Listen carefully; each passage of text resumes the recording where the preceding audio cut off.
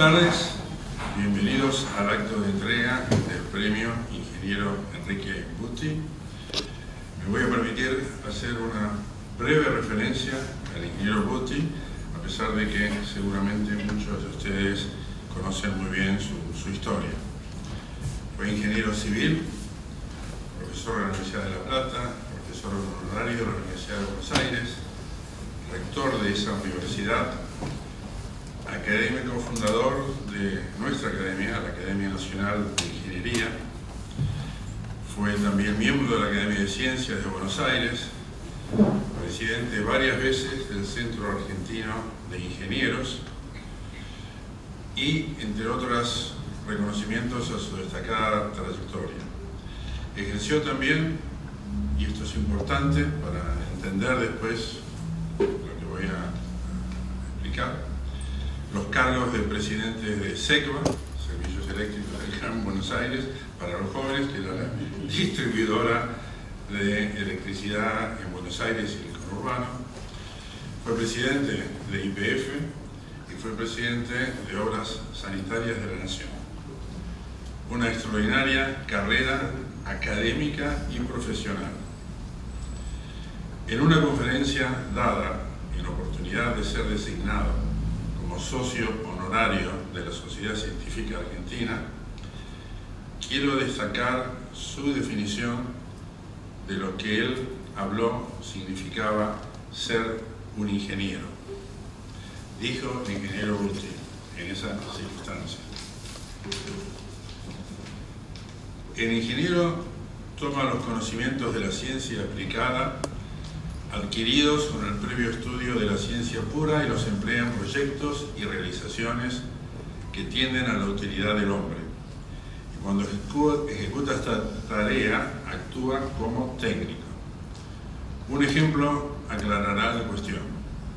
El capítulo de la física que constituye la elasticidad teórica, mal llamada teoría matemática, da los elementos científicos puros requeridos para entrar en el conocimiento, por ejemplo, de la teoría del cálculo de estructuras.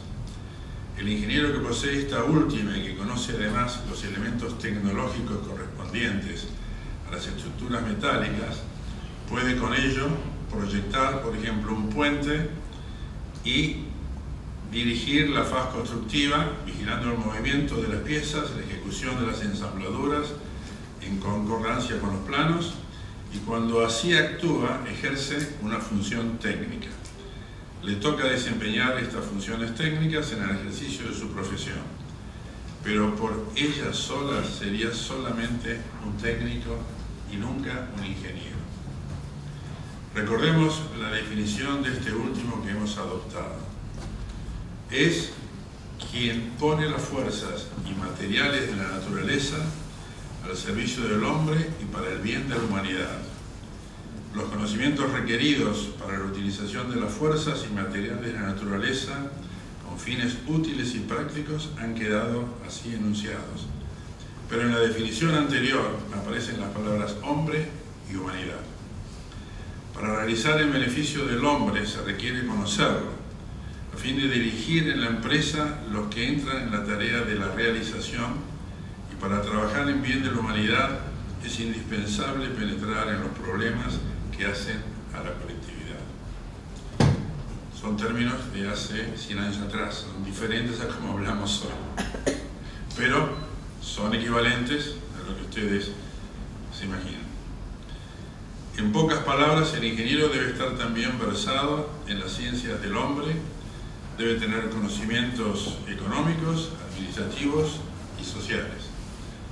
Lo que nosotros muchas veces hablamos, y lo miro acá al ingeniero Rosas, de las soft sciences, de las ciencias blandas.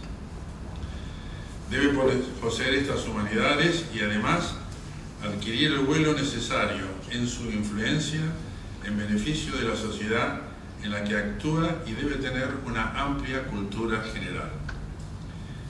Cuando cruzaba el 6º año de mi carrera, dice el ingeniero Butti, en un congreso americano de estudiantes realizado con motivo del centenario de la Revolución de Mayo, presenté una ponencia en la que con petulancia juvenil Entre otras cosas, decía lo siguiente: el ingeniero no solo tiene por misión construir obras y manejar máquinas, debe además desempeñar un rol importante en la sociedad, un rol económico, un rol político. Debe entrar de lleno en las esferas dirigentes y gubernativas, no solo para proyectar y construir tal puente o tal puerto, sino también para contribuir con su acción al progreso del país. Y para ello debe tener una sólida cultura general que le permita seguir todas las manifestaciones de la vida desde el punto de vista artístico, literario, como desde el punto de vista político y desde el punto de vista económico. Debe ser, en una palabra, un hombre y un hombre culto antes que ingeniero. Salvo la ingenuidad de la forma, dice Butti, refiriéndose cuando hablaba como estudiantes, sostengo que a pesar del tiempo transcurrido, íntegramente la opinión anterior, que coincide muchas veces, casi hasta en las palabras con las que he encontrado posteriormente en bocas de destacadísimos representantes de la industria y de la ingeniería de países extranjeros. Así, por ejemplo, Twain, presidente en el año 1918 de la Sociedad de Ingenieros Civiles de Estados Unidos, se expresa como sigue: pido que la universidad enseñe todas las ciencias, tanto profanas como exactas, diríamos hoy soft y duras. El ingeniero necesita de todo ello para tener un espíritu recto y un juicio sano. A su vez, un destacado empresario en esa época, presidente de la compañía de electricidad de Pittsburgh, agregaba: la ciencia del ingeniero no es solamente la ciencia de fabricar y hacer funcionar máquinas, es además y sobre todo la ciencia gracias a la cual las propiedades mecánicas de la materia se entregan a la voluntad del hombre. Es más que una ciencia es un arte, el arte gracias al cual el hombre es capaz de conducir al hombre. Los recursos intelectuales y morales de un ingeniero son directamente proporcionales a sus conocimientos de los hombres y de los negocios, y mañana, más aún que hoy, estará mucho más con los hombres que con las máquinas. Estas palabras del ingeniero Butti creo que las podríamos reformular en un idioma adaptado a los 80 o 100 años que han transcurrido desde que fueron pronunciadas y llevadas a la evolución de la sociedad, pero en lo básico no cambiarían el fondo de lo que él está diciendo, y es un desafío para nosotros, los ingenieros, seguir, digamos, los pasos de alguien que tuvo una visión tan acertada de la verdadera misión de un ingeniero en la sociedad. Ahora vamos a pasar directamente al premio del ingeniero Butti. Este premio fue instituido en el año 1968 por la Academia Nacional de Ingeniería para distinguir a quienes se destacan en el ámbito de la ingeniería civil. Hoy nos reunimos acá para entregar este importante premio al ingeniero Pablo Spalletti. Hará la presentación del ingeniero Spalletti el ingeniero y académico titular de la Academia Nacional de Ingeniería, el doctor ingeniero Raúl Lopardo. Muchas gracias.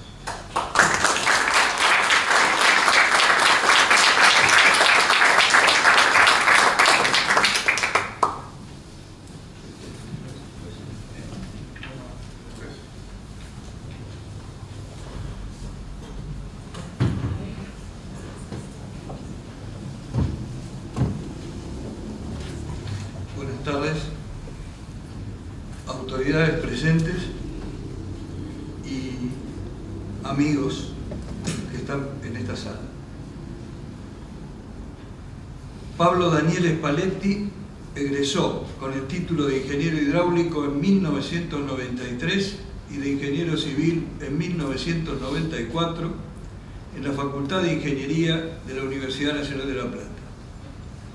Se ha destacado por una permanente y escalonada actividad docente de grado en esa facultad desde marzo de 1991 hasta la fecha, desempeñándose sucesivamente como colaborador, ayudante alumno, ayudante diplomado, jefe de trabajos prácticos y profesor de hidráulica básica, por concursos de antecedentes y oposición, teniendo hoy a su cargo las materias de hidráulica 1 e hidráulica 2. También colaboró en el área de hidráulica fluvial del mismo centro de estudios. Ha tenido a su cargo numerosas tutorías en prácticas profesionales supervisadas y trabajos finales de carrera de alumnos de esa facultad y de la Universidad de Buenos Aires. En la Universidad Privada Antenor Orrego de Trujillo, en Perú, desarrolló actividad de profesor honorario durante el año 2006. En cuanto a docencia de posgrado, desarrolla desde 2015 tareas de profesor de la carrera de especialización en hidráulica de ríos en la Universidad Nacional de Santiago del Estero, de la cual hay presentes hoy día en esta sala. Ha actuado como profesor de posgrado en la Universidad Nacional de Córdoba entre 2014 y 2020, como profesor de hidráulica fluvial en la maestría de diseño hidráulico en la Universidad Nacional de La Plata, como profesor en la Universidad Nacional de Colombia, sede Bogotá, en la Universitat Politécnica de Cataluña, en Barcelona, en el CIDIAT de Mérida, Venezuela, y en la Universidad Nacional de Tucumán. Ha participado además como docente en 30 cursos para graduados en temas de su especialidad. Ha actuado como miembro de jurado de tesis de maestría en ecohidrología de la Universidad Nacional de La Plata y en tecnologías urbanas sostenibles de la Facultad de Ingeniería de la Universidad de Buenos Aires. También ha participado como jurado de premios y de concurso de becas. Debe sumarse a su contribución en la formación de recursos humanos, la codirección de una tesis de maestría y la dirección y codirección de becas para pasantías de estudiantes nacionales y extranjeros en el Laboratorio de Hidráulica de Ezeiza.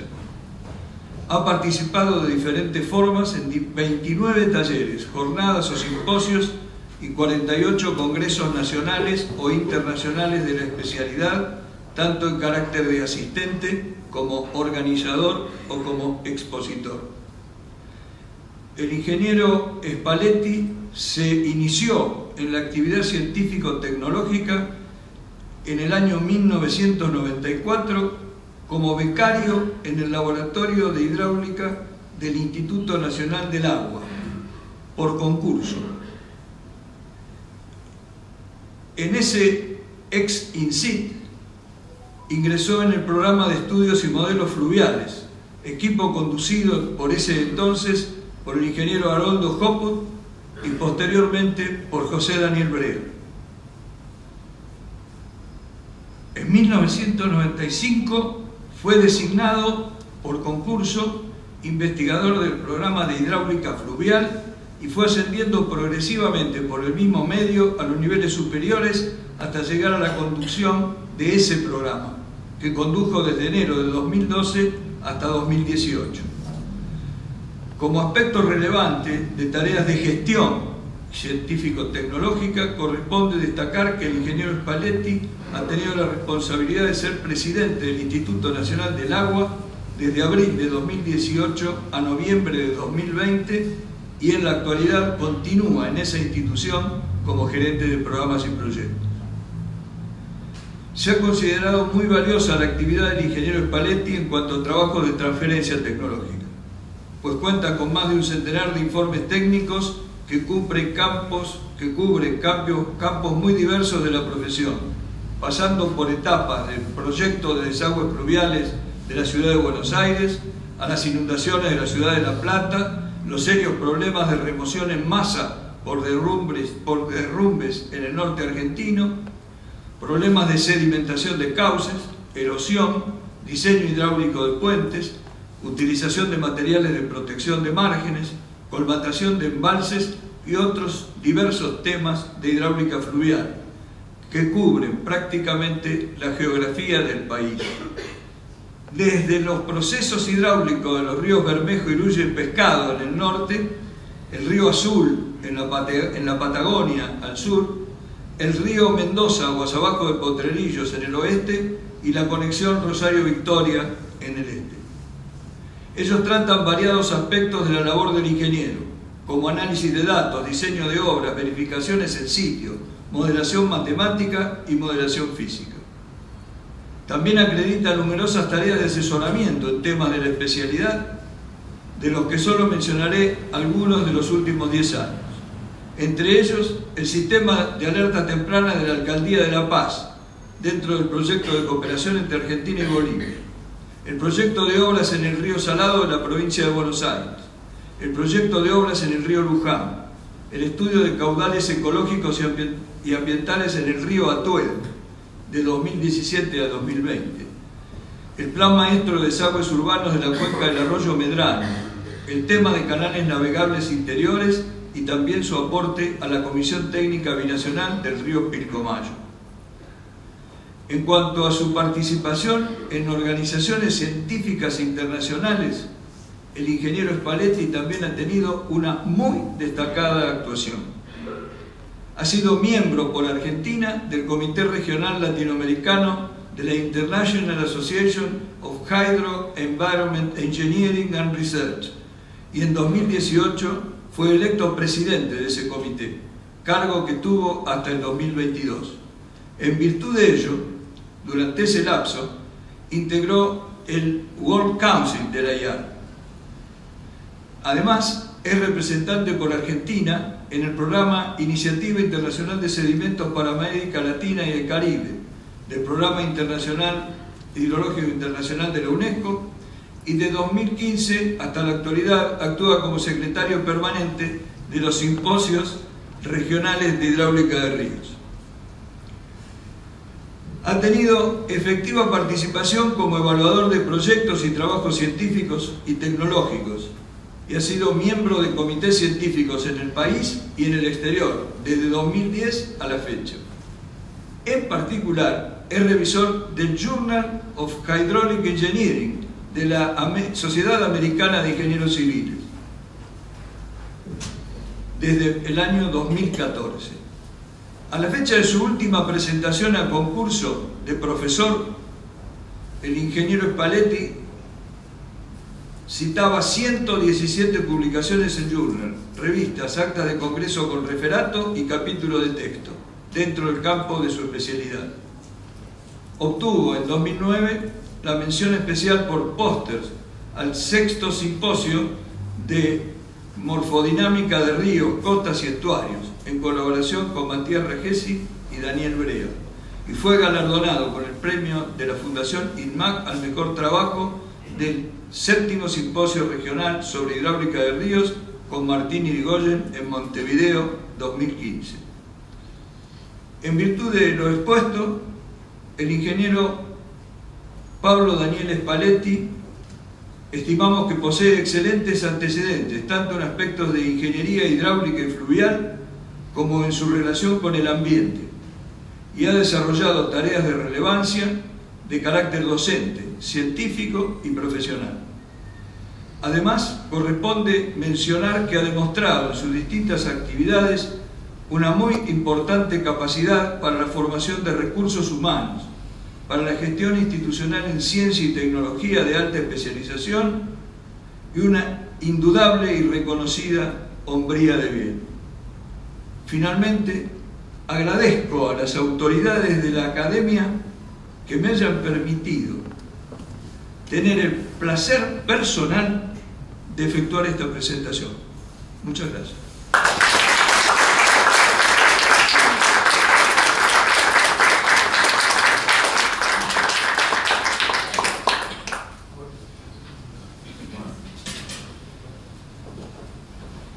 Hacemos entrega en reconocimiento del premio, del diploma y de la medalla que tan merecidamente obtuvo.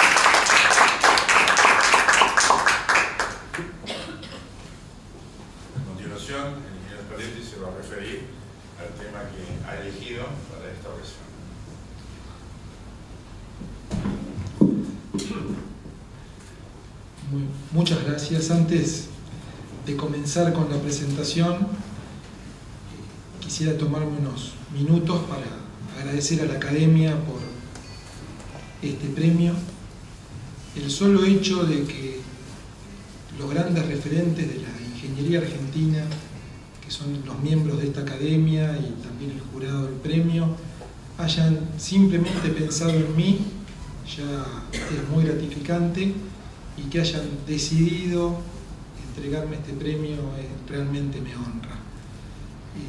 Así que realmente muchísimas gracias. También muchas gracias, Raúl, por la presentación. Parece que hubieras estado hablando de otra persona y no de mí en todos estos minutos. Y por otro lado, antes de comenzar con la presentación, también agradecer a todos los que están presentes y me están acompañando en este hermoso momento para mí. Tengo la suerte que dos de mis grandes maestros en lo que es la ingeniería hidráulica estén presentes hoy. Lamentablemente Daniel Brea no está con nosotros, pero sí están Raúl Lopardo y Julio de Lío, que son mis dos grandes profesores de ingeniería hidráulica. Así que muchas gracias por estar. También tengo la enorme fortuna de poder compartir este momento con Luis y con Graciela, mi papá y mi mamá, que deben ser las personas más orgullosas en el mundo en este momento. Y también con mis cuatro amores, Gisela, mi compañera de toda la vida, y Malena, Emilia y Homero, mis hijos. Así que es enormemente gratificante poder compartir esto con todos ustedes también. Y bueno, como me han estado aguantando tanto tiempo, me van a tener que aguantar un ratito más, mi familia sobre todo, y ver estos minutos en los que voy a tratar de compartir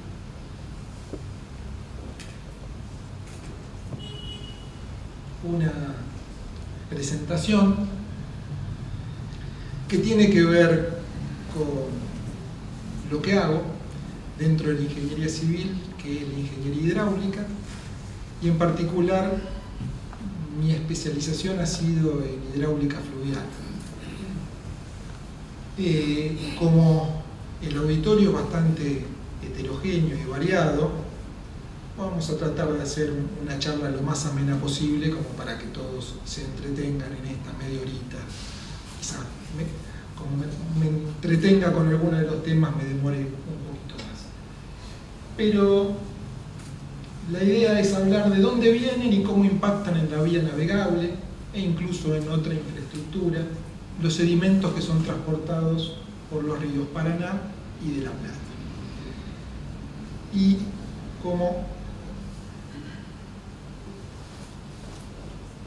como el auditorio les decía es variado, vamos a arrancar por el principio.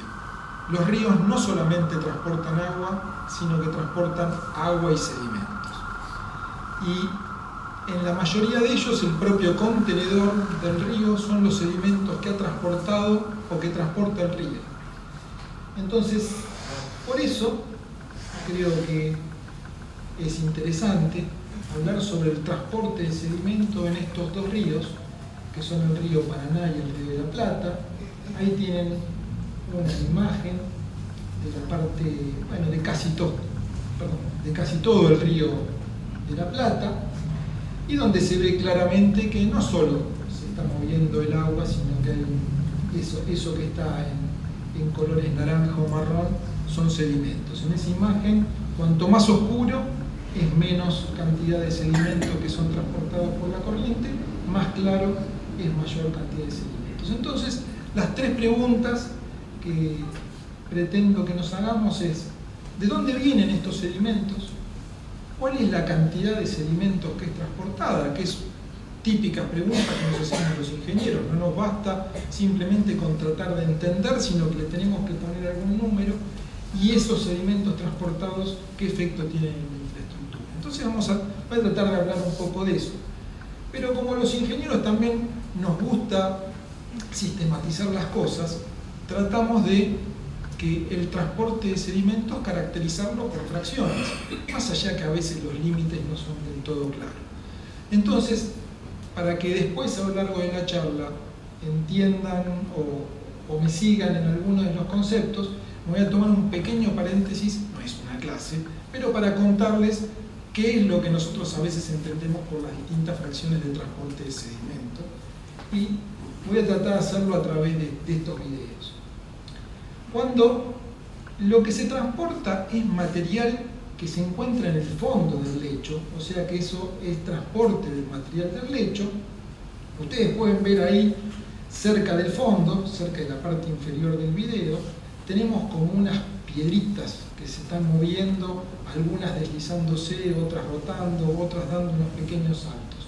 Eso es lo que se considera el transporte de fondo y se desarrolla cerca del lecho del cauce del río. Ahora, también hay otras que la fuerza del escurrimiento logra hacer saltar, y los saltos son un poco más grandes. Se levantan del fondo, el material que está en el fondo, y saltan. Obviamente, el escurrimiento, al levantar las partículas, algunas las levanta menos, otras levanta más. Cuanto más está el esfuerzo que se necesita para llevarlas cerca de la superficie, a veces no es tan común. Entonces, tenemos que cerca del fondo vamos a tener mayor cantidad de partículas, es decir, mayor concentración, y cerca de la superficie libre del agua vamos a tener menos concentración de partículas. Eso es característico del transporte del material del lecho.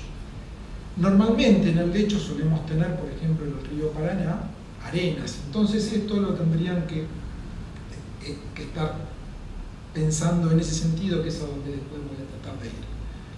Ahora, los materiales más finos, los limos y arcillas, se mueven distinto.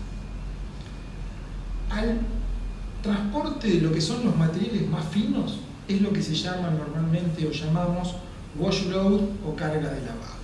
Y fíjense que el comportamiento es completamente distinto. Las partículas son puestas en suspensión, se mueven a través de en todo el escurrimiento, pero acá no es que las partículas son tomadas del fondo, dan saltos y vuelven al fondo, sino que estas partículas no interactúan con el lecho.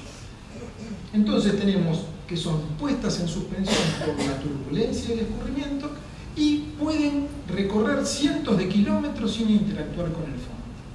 Eso es lo que llamamos carga de lavado.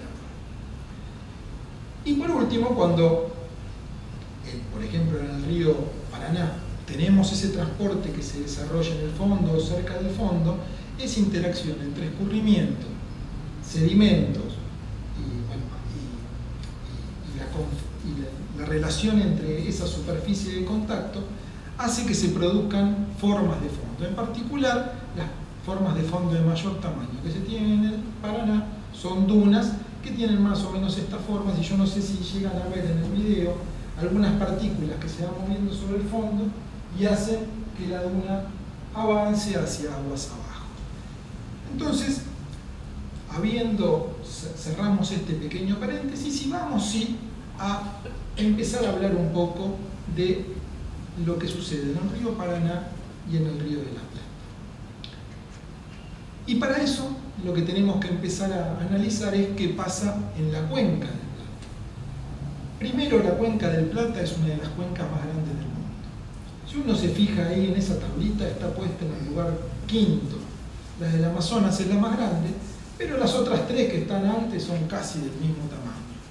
O sea, ahí podemos tener una clara idea del tamaño de la cuenca del Plata en relación a las otras cuencas que se tienen en el mundo.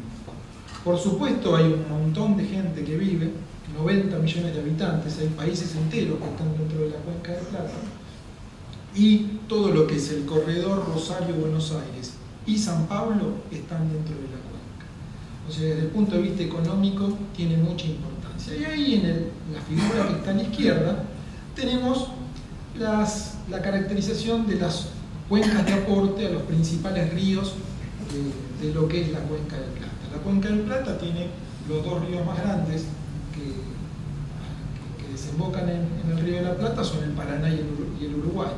Ahora, también el Paraguay, que es afluente del Paraná, tiene una cuenca bastante importante, y ya vamos a ver incluso el efecto que tiene en la cuenca en general, que es la cuenca del Paraguay, sería lo que está en amarillo, la cuenca del Paraná tiene una zona alta y una zona baja que se ve claramente, y después tenemos la cuenca del río Uruguay.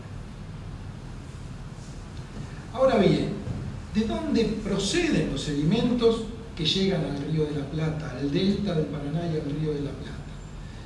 Yo no sé si se llega a ver con suficiente claridad en la imagen, pero la idea era que fuera un mapa que tiene la red de drenaje, pero también las características fisiográficas, el relieve.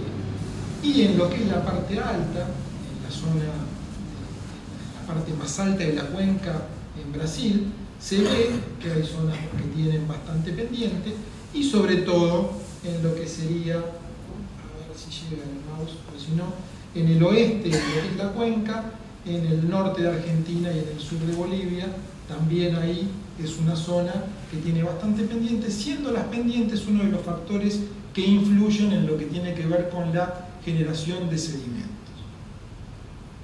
Ahí, en definitiva, lo que les marco, ahí a la izquierda, en ese lugar que está en el sur de Bolivia y norte de Argentina, es la zona que principalmente produce sedimentos en esta cuenca. Y esta zona se corresponde con la cuenca alta del Pilcomayo y con la cuenca alta del río Bermejo. Habíamos visto que tenía más de 3 millones de kilómetros cuadrados la cuenca total. La cuenca alta del Pilcomayo, que es de las dos, la que está más al norte, las que están marcadas ahí, al norte y al oeste, tiene unos 80.000 kilómetros cuadrados y produce unos 150 millones de toneladas por año de sedimento. Por supuesto, todos los años no produce lo mismo, y los sedimentos es algo que es muy variable. Algunos años se generan 50 millones de toneladas, a veces se generan 300 millones de toneladas, pero en término medio son 150 millones de toneladas por año. El Bermejo, que tiene la cuenca alta menos 50.000 kilómetros cuadrados, produce casi la misma cantidad de toneladas por hectárea por kilómetro cuadrado por año, produce 100 millones de toneladas por año. Esto está obtenido a través de la información que está disponible para todos en lo que es el Sistema Nacional de Información Hídrica y la Red Hidrológica Nacional, que está dentro de lo que es la Subsecretaría de Recursos Hídricos de la Nación. Ahora la pregunta es, esos sedimentos, para ustedes, ¿es mucho? ¿Es poco? Es un montón. Ahí puse unos camioncitos de estos que son los que transportan arena para obra, de unos 6 metros cúbicos cada uno.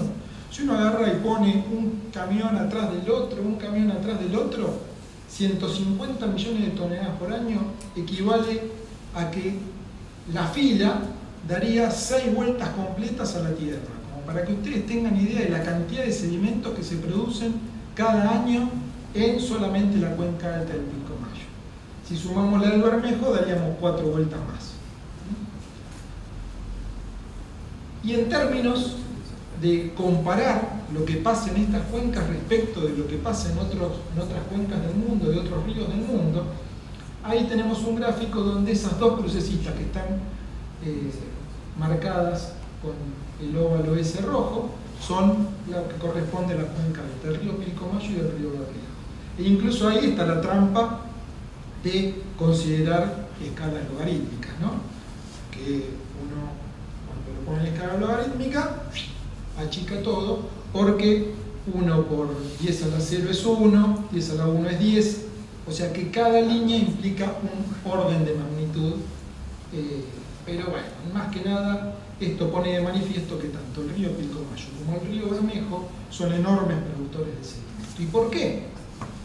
Bueno, estos son fotos y videos de lo que es parte de la cuenca alta de estos ríos. En particular el video corresponde al río Iruya, en la provincia de Salta. Varias de estas fotos son de esa zona, otras son del río Grande, en Jujuy. Fíjense las características de lo que es el paisaje, el relieve en esta región.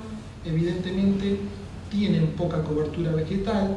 Cuando se producen las lluvias de verano se moviliza muchísimo material, tanto por erosión superficial como por deslizamientos, y eso hace que se genere una enorme cantidad de material sólido en la cuenca de aporte.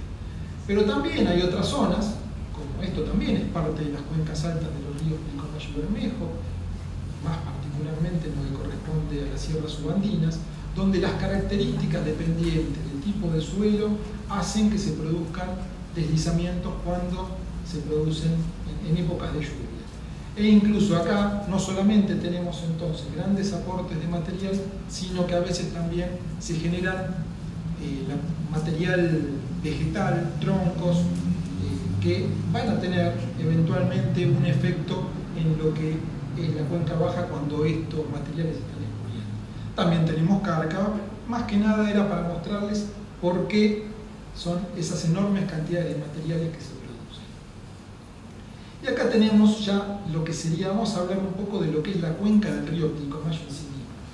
Esas enormes cantidades de sedimento que se producen arriba en la cuenca alta, cuando salen de la cuenca alta, ahí tienen un punto marcado como Misión La Paz, que es donde está la estación de medición de los registros que tiene Argentina para el río Pilcomayo. Podemos ver, si uno analiza la evolución de lo que sería la configuración en planta, la enorme movilidad que tiene este río con altísimos aportes de sedimento. Y aparte también ya podemos tener una idea de la configuración que tiene, la forma que tiene la cuenca baja del río Pilcomayo. Cuando entonces uno, yendo a lo que es esta imagen de acá, eso es la zona de Misión La Paz Pozo Hondo, ese es el límite entre Argentina y Paraguay. Esto, por ejemplo, son dos imágenes del año 2019 y 2021, donde ese desarrollo, esa evolución del meandro generaba problemas importantes en estas dos localidades de Paraguay y de Argentina, pero más que nada lo mostraba para que ustedes tengan una idea de lo que son estos enormes arenales, esta cantidad de arena, de limos de arenas, que son transportados simplemente en este lugar. Ahora, ¿qué sucede con el río Pilcomayo y sus 150 millones de toneladas por año? A la izquierda tienen la red de drenaje, sobre todo en lo que es la cuenca inferior del río Pilcomayo. Fíjense que es como divergente. En realidad es un enorme cono aluvial donde el río, con las enormes cantidades de sedimento que trae, no encuentra un camino para poder drenar. Entonces, a lo largo de la historia geológica ha ido buscando, y por eso esa forma, y hoy también sigue buscando un camino para poder drenar. Y a veces cuando vienen una enorme cantidad de sedimento y troncos, la primera imagen que tienen abajo a la izquierda, se producen taponamientos del cauce. Se producen taponamientos del cauce con troncos, los sedimentos vienen, se quedan, empieza a crecer vegetación porque es una zona enormemente húmeda y se produce el taponamiento y el agua con los sedimentos drena hacia los costados y no puede avanzar. Se produce taponamiento. ¿Eso qué generó? Que a lo largo de las últimas décadas, hasta el año 90-91, el río fue retrocediendo, se fue yendo hacia el noroeste, hasta casi irse de la provincia de Formosa. Fíjense ahí, la línea vertical es el límite entre Formosa y Salta. Casi se va de la provincia de Formosa. Entonces ahí, desesperadamente, salimos a buscar una solución y se empezaron a hacer como solución lo que es el pantanón. Dos canales, uno para Argentina, otro para Paraguay, que le daba continuidad al flujo, y eso permitió entonces el canal argentino, el canal paraguayo. Eso permitió que el río tuviera continuidad y no siguiera retrocediendo hacia aguas arriba. Pero sin embargo, esto lo que hace es llevar el agua y sedimento a zonas bajas, tanto en territorio argentino como paraguayo, pero no llega a desembocar en el río Paraguay. Entonces, estos 150 millones de toneladas por año que uno esperaría que fueran a parar al río Paraguay para desembocar en el Paraná y llegar al río de la Plata, nunca llegan. Quedan ahí. En realidad, del lado argentino quedan en lo que es el bañado de la Estrella, del lado paraguayo quedan en alguna serie de bañados. Estaba originalmente el bañado del Patiño, y que se ha ido llenando de sedimentos, y estos sedimentos. Bueno, no era intención de la charla, pero creo que es interesante.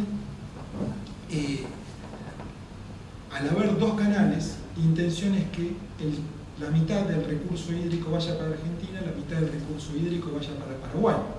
Pero cuando viene el recurso hídrico también vienen los sedimentos. Y por otro lado, desde el punto de vista ya más académico, decirle al río que tiene que ir mitad para un lado y mitad para el otro no es una solución muy simple. El río medio que hace lo que quiere, entonces hay una tendencia natural por las pendientes a que el río venga más para Argentina que para Uruguay, y por eso ahí pueden ver aquí arriba el anterior canal paraguayo. Este es el actual canal paraguayo. Paraguay ha tenido que invertir mucho en tratar de encontrar un canal con el que puedan derivar agua. El problema entonces es que muchas veces entra más agua para Argentina que para Paraguay, pero también entra más sedimentos para Argentina y Paraguay. Entonces eso hace que tengamos menos volúmenes para dentro de 10, 20, 30, 40 años. Se nos va a empezar a llenar mucho de esos bajos que quedan hoy en Argentina, pero no llegan al río Paraná. El Bermejo, que es el hermano mellizo del Pilcomayo, pero no es igual, llega a desagotar parte de sus aguas en el río Paraguay. Y ahí en ese puntito que dice el Colorado es donde hay una estación de medición, y acá podemos registrar tanto caudales como concentraciones. Los puntos más oscuros son mediciones de concentración de limo y arcilla, y los puntos más claros son arenas. Y ahí es donde vuelvo a las primeras diapositivas donde yo les decía qué es carga de lavado o wash load y qué es transporte de material de fondo. Los limos y arcillas se mueven como carga de lavado. Entonces lo que se genera en la cuenca alta pasa derecho, como si fuese un tubo del río Bermejo inferior, y puede llegar al Paraguay. En cambio, las arenas tienen que ser transportadas por el escurrimiento.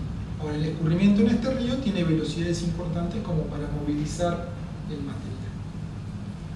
Ahí arriba no pretendo que entiendan qué es la figura esa, pero sí hay análisis que se han hecho en estos últimos años, donde a partir de los datos que contamos, que son los registros, hay una pequeña variación, y donde se proponen algunos autores que en lugar de tener 90 millones de toneladas de carga de lavado y 10 millones de transporte en suspensión, tenemos 90 y 30. ¿Y eso por qué es? Bueno, la justificación es que medir el transporte de sedimento en estos ríos es muy difícil. Fíjense las velocidades de la corriente, son del orden de 2, 2,5 metros por segundo. Meterse en el río en crecida para poder tomar muestras y muestras integradas en la vertical, y aparte más complejo todavía, porque cuando pasa la crecida del río Bermejo también baja, se profundiza, no solamente crece para arriba sino que crece para abajo. Entonces es sumamente complejo.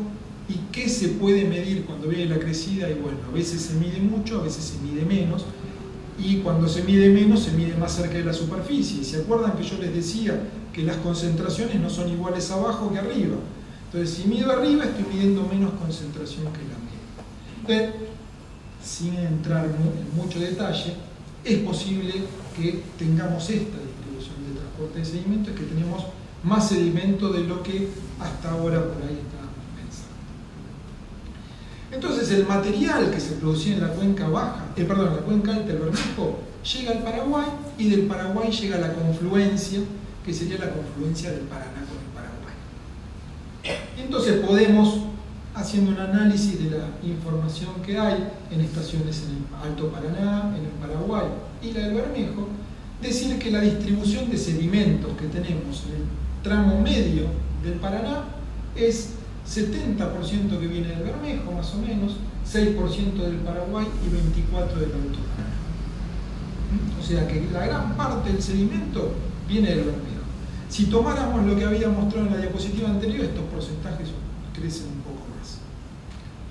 Ahora, hace unos 40 años se construye y se pone en operación, por ejemplo, la presa del Taipú. hace unos 30 años se pone en operación la presa de Yacyretá. Pero, sobre todo acá, la que domina es la presa de Itaipú. Una presa de más de 120 metros de altura. Fíjense lo que es una monstruosidad puesta en el río Paraná. Ahí tienen a un tal Pablo Paletti sentado en el fondo de la obra, se debe estar sentado sobre el lecho del río Paraná hace algunos meses. Pero al interponer estas grandes obras, todos los puntos rojos que están puestos también son otras obras que se han construido en la cuenca. Al poner todo esto, cuando uno genera un embalse, la velocidad de la corriente empieza a disminuir. Entonces, empezamos a tener condiciones para que estos sedimentos que viajan por los ríos se sedimenten. Entonces, cuando se sedimentan en el embalse, no pasan aguas abajo, entonces hay como un corte en los aportes de los sedimentos. Fíjense que la mayor parte de las obras están sobre el río Paraná o sobre el río Iguazú, con lo cual todo lo que es el aporte de sedimentos de la cuenca alta se encuentra fuertemente disminuido. Eso hace que entonces, en lugar de tener la torta con la distribución de arriba, tengamos algo más parecido a la de abajo. E incluso si consideramos todavía que se produce más sedimento de lo que estábamos analizando antes, estamos hablando de que más del 90% del sedimento proviene y que llega al río Paraná proviene del río Bermejo. Entonces, la primera pregunta que nos habíamos hecho, ¿de dónde vienen los sedimentos? No hay ninguna duda de dónde están viniendo y son prácticamente exclusivamente de la cuenca alta del río Bermejo. Entonces, esto es lo que pasa en la confluencia. Esto sería lo que viene como el agua que viene de Yacyretá, y la línea más oscura es lo que viene del río Paraguay, que ya recibió los aportes del río Bermejo, por eso el color. Y fíjense que las aguas empiezan a escurrir juntas y podemos tener cientos de kilómetros hasta que se termina de mezclar. Y acá algo importante, tenemos que la carga de lavado, esos limos que vienen en suspensión, limos y arcillas que vienen en suspensión, del lado del Paraguay tenemos 90, 92, si sumamos también lo que viene del Paraguay, y la carga de lavado, o sea, los limos y arcillas que vienen del Paraná, abajo de las obras que se han construido, han descendido de 15 a 3 millones de toneladas por año. O sea, que más o menos tenemos 95 millones de toneladas por año que vienen de limos y arcilla, y casi todo viene del Bermejo. Pero en la tablita de abajo lo que le puse son los caudales que vienen de cada uno de los ríos. El agua que viene del Bermejo es solo el 2% del total. En cambio, la del Paraná es casi el 80% del agua que viene. Poco sedimento, mucha agua; del Bermejo, mucho sedimento, poca agua. Ahí lo que está puesto es un análisis del tramo del río Paraná, entonces aguas abajo de la confluencia. Tenemos que la carga de lavado, habíamos dicho que es esa que se mantiene en suspensión con la turbulencia del escurrimiento. En el Bermejo teníamos velocidades de 2 metros, 2 metros y medio por segundo. Ese material fino se mantiene en suspensión sin problema, como carga de lavado. Ahora, cuando llega al Paraná, las velocidades no son de 2 metros, 2 metros y medio, es de 1 metro, un poquito más de 1 metro por segundo. Ahora, los limos y las arcillas con esa velocidad del Paraná también siguen manteniéndose en suspensión. O sea que se siguen transportando de la misma manera. Entonces, como se transportan de la misma manera, uno puede hacer un seguimiento de lo que es la carga de lavado, y los sedimentos finos transportados por el Paraná siguen la onda decrecida que viene del río Bermejo. El río Bermejo viene en aguas altas en el verano.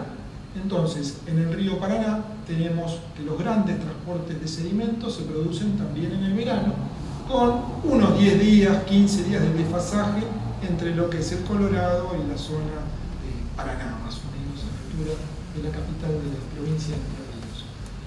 En cambio, lo que es el transporte de arenas está dominado por las condiciones del escurrimiento en el río Paraná, o sea, por la cantidad de agua que está escurriendo por el río Paraná. Y si bien no son los 90 millones o 95 millones de toneladas por año, uno puede hacer una estimación de que son 25 millones de toneladas por año, que también es una enorme cantidad de material de arenas que se transportan en suspensión y de fondo. Normalmente 90% en suspensión, 10% de fondo. Ahora, ese 10% de fondo muchas veces está asociado a lo que son las formas de fondo, estas dunas. Ahí, por ejemplo, en la zona frente a San Lorenzo, el puerto que está cercano a Rosario, hay un relevamiento que hicimos desde el laboratorio de hidráulica y pueden ver las características que tienen esas formas de fondo, esas dunas. Dunas de más de 100 metros de largo, 4 o 5 metros de altura. Y, por supuesto, están dominadas por las condiciones del descubrimiento. Cuando hay un caudal creciente, empieza a haber una crecida en el río Paraná, estas formas de fondo se hacen más grandes, se alargan y se hacen de mayor altura. Y entonces, en relación a eso, un caso emblemático de impacto en la infraestructura con respecto a las dunas es el caso del túnel subfluvial. Acá tenemos que incluso en la principal publicación de hidráulica fluvial del mundo, que es el manual número 110 de la Sociedad Americana de Ingenieros Civiles, hasta está puesto como un caso particular, y este dibujo lo tomé de ahí.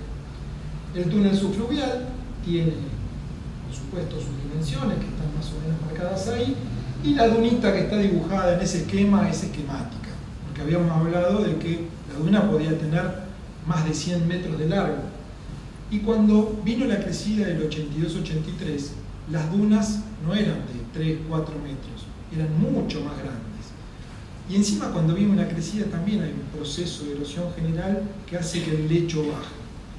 El lecho baja un poco, pasa la duna, y cuando pasaba el valle de la duna, el túnel subfluvial, que es como un globo de aire que está por debajo del cauce, empezaba a no tener tanto sobrepeso de material aluvional por arriba y había riesgo de que flotara como un globo.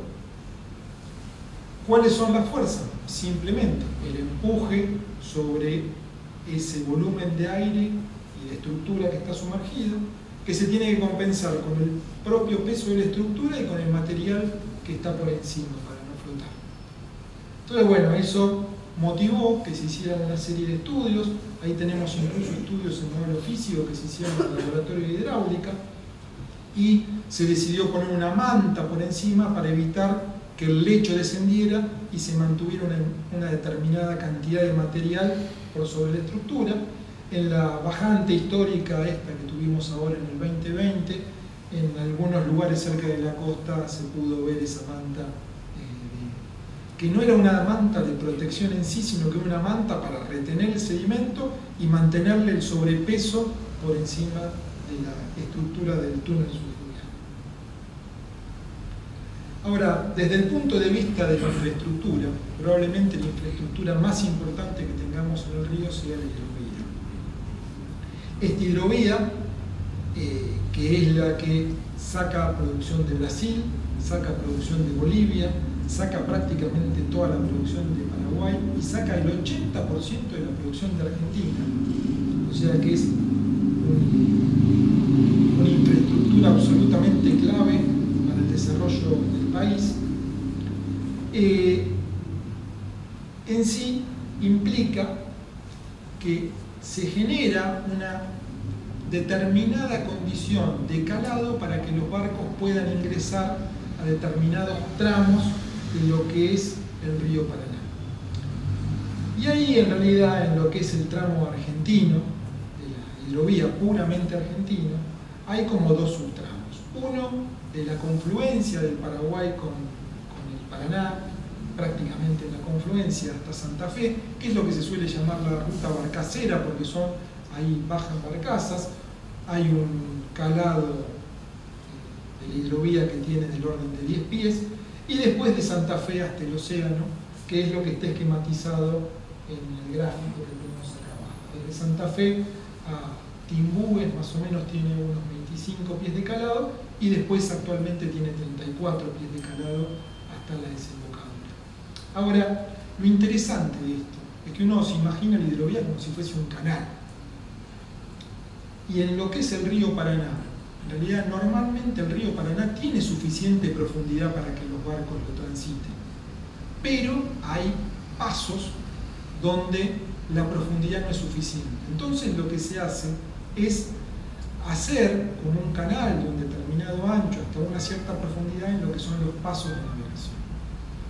En lo que es el tramo de confluencia Santa Fe, estas zonas son, si bien son bastante numerosas, porque hay unos 35 pasos de navegación, pero hay que retocarlas muy poquito. Y en lo que es el tramo inferior del Paraná, en realidad es más o menos un 10% de lo que es la vía navegable lo que hay que estar manteniendo a través de dragados. ¿Sí? Entonces, por un lado, tenemos que hay que mantener la hidrovía a través de dragados, y por otro lado tenemos que el transporte del material del lecho es del orden de 25 millones de toneladas por año. Cuando uno tiene el cauce del río y por ahí hay que darle una sobreprofundidad para que los barcos pasen, tenemos una complicación, y es que cada vez que yo saco material, la naturaleza del propio río, ¿qué es lo que quiere hacer? Volver a la condición anterior. Entonces yo saco material y el río trae material y lo deposita de donde yo saqué. ¿Y por qué lo va a poder depositar? Y porque todos los años están pasando 25 millones de toneladas que he transportado de material de fondo. Acá nos estamos olvidando de lo que pasa derecho, que es la carga de lavado. Eso implica que uno pueda plantear algunas estimaciones y decir, bueno, de confluencia Santa Fe hay que estar manteniendo los pasos de navegación, dragando unos 3 millones de toneladas por año. En lo que es el Paraná Medio, entre Santa Fe y San Lorenzo, más o menos, unos 2 millones de toneladas por año, y los otros tramos, 8 y 4,5, 4 millones y medio de toneladas por año. Eso hace que mantener la hidrovía no sea sencillo. Ahora está la intención no solamente de hacer una licitación para mantener la hidrovía, sino se está buscando incluso incrementar los calados, con lo cual también se van a incrementar los volúmenes de mantenimiento. Y simplemente lo cito acá, cuando uno saca el material, que son bastantes millones de toneladas, la pregunta es ¿dónde lo tiro? Entonces hay que sacarlo y hay que disponerlo en algún lugar, que son lo que se llaman las zonas de vaciado. Entonces es complicado el tema de mantener los pasos, hay que dragarlo y a su vez hay que trabajar mucho en lo que es dónde deposito los materiales. Y muchas veces desde el punto de vista ambiental no es tanto el problema de donde yo drago, porque en realidad yo drago y vuelve el material naturalmente y yo lo vuelvo a dragar y naturalmente vuelve. No estoy cambiando las condiciones ambientales, pero las zonas de vaciado puede ser el punto donde hay que prestar más atención. Ahora, cuando uno habla de la hidrovía, nada de esto tiene que ver exactamente con la hidrovía, pero son temas que están asociados. Porque al lado, junto a la hidrovía, hay una serie de puertos que tienen problemas de sedimentación y hay que trabajar en eso. E incluso lo que son las grandes infraestructuras viales tienen que estar diseñadas para que los barcos puedan pasar a través de esta infraestructura.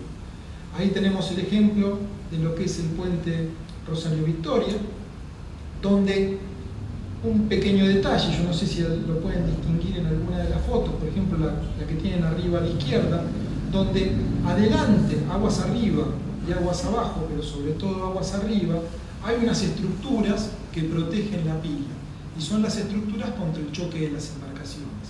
Entonces, cuando uno tiene que hacer un estudio para estimar, por ejemplo, la erosión que se produce en estas estructuras, como tienen ahí el dibujito de los estudios que se hicieron en el laboratorio de hidráulica para estudiar la erosión local en estas estructuras, también uno tiene que considerar no solo lo que son las pilas del puente, sino hasta las estructuras contra el choque de embarcaciones. Bueno, por otro lado tenemos una de las preguntas finales, y es ¿dónde se depositan los sedimentos que son transportados por el río Paraná y por el río de la Plata? Sabemos que vienen del Bermejo, pero ¿dónde quedan? Bueno, cuando vienen las crecidas, las inundaciones, ahí hay una imagen, la de arriba a la izquierda, que es la zona de Paraná y Paraná-Ibicuí, donde hay una serie de terraplenes que están puestos sobre todo como referencia para que vean una imagen cuando no hay crecida y una imagen cuando hay crecida. Esta es la inundación de 1998. En lo que es el delta, cuando viene la crecida, pasamos a tener un mar de agua. Esa mancha azul tiene 60 kilómetros. Si nos vamos más al norte, al tramo entre lo que sería Confluencia y Santa Fe, un poco más al sur de Santa Fe, tenemos también importantes desbordes sobre la margen derecha del lado santafesino, quizás no de 60 kilómetros, pero sí de 15, 20, 30 kilómetros. Es decir, que cuando vienen las crecidas se producen desbordes. Durante los desbordes, parte sobre todo de lo que es la carga de lavado, ese material más fino, puede al desbordar quedar ahí, pierde velocidad y se sedimenta. O sea, durante inundaciones podemos perder una parte de los sedimentos. Ahora, estas inundaciones están asociadas a grandes crecidas del Paraná.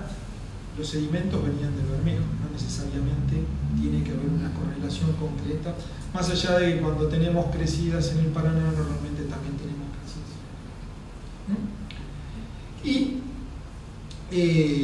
Pero ahí eso puede explicar una parte. El tema es que todos estos millones de toneladas, en parte que viene como transporte en suspensión, gran parte que viene como carga de limos, que vienen también en suspensión, pero como carga de lavado, finalmente llegan a lo que es el frente del delta y el río de la Plata. Y ahí entonces, por un lado, esas dos flechitas que están arriba, una corresponde a lo que serían los aportes del río Uruguay, la naranja corresponde a los aportes del río Paraná. El Uruguay tanto sedimento no trae.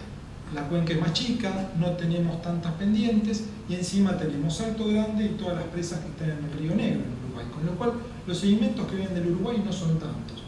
La gran cantidad de sedimentos vienen del Paraná, que eran los generados en la cuenca del Río Negro. Y cuando llegamos al Río de la Plata, pasa no exactamente lo mismo, pero algo parecido a lo que pasaba en los embalses.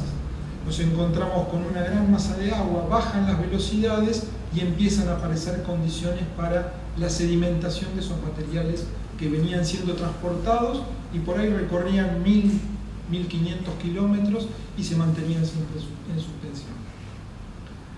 Ahí, por ejemplo, hay un trabajo de Sarubi y Ángel Menéndez, donde analizaron un montón de imágenes históricas y donde han podido ir haciendo una caracterización de cómo avanza el frente del delta y, bueno, y en más detalle en los últimos años también cómo ha ido avanzando. Más o menos, por efecto de las partes de las arenas que son transportadas y de parte de los limos que son transportados por el río Paraná de las Palmas y por el río Paraná de Aguazú fundamentalmente, tenemos entre 50 y 100 metros de avance del frente del delta por año.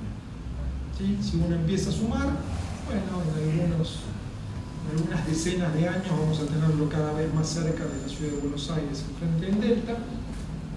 Bueno, y esto tiene un impacto inmobiliario importante.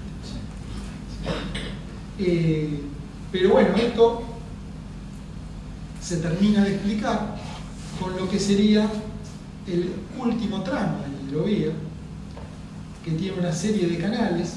Los canales que están más adentro, en la zona más interior, son los canales de Martín García y el canal Mitre.